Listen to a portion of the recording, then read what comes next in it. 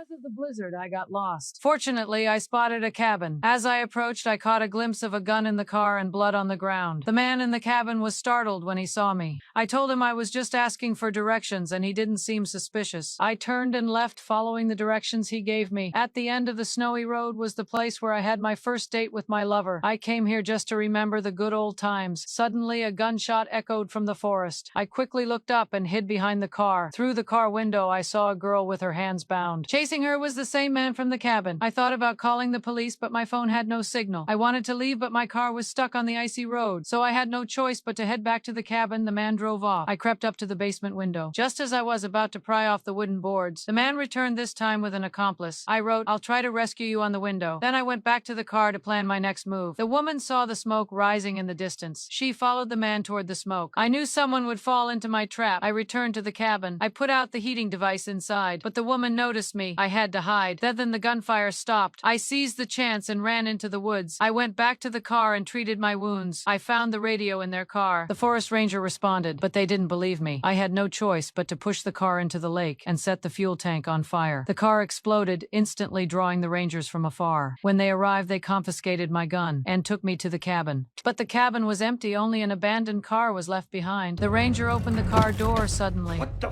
fuck?